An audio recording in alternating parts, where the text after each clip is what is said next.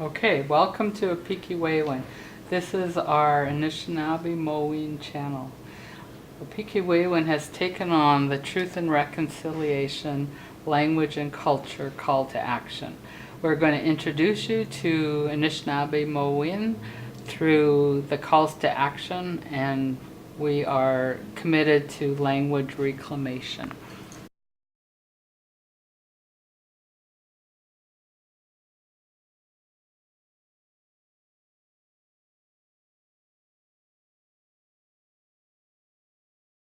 Call number 13. We call upon the federal government to acknowledge that Aboriginal rights include Aboriginal language rights.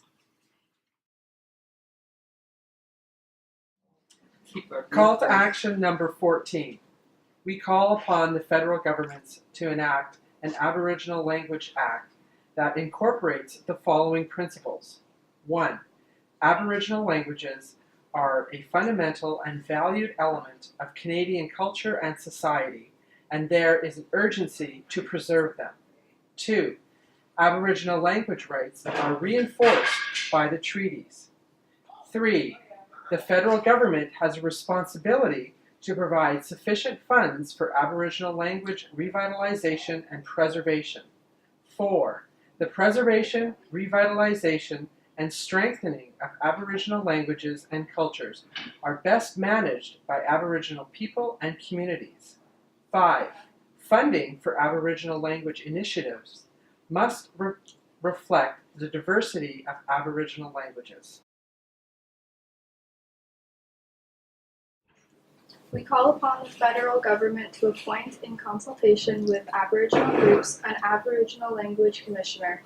The Commissioner should help promote Aboriginal languages and report on the adequacy of federal funding of Aboriginal language initiatives.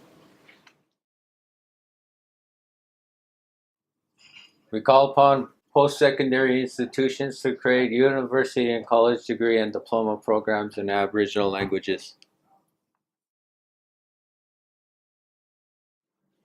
Number 17.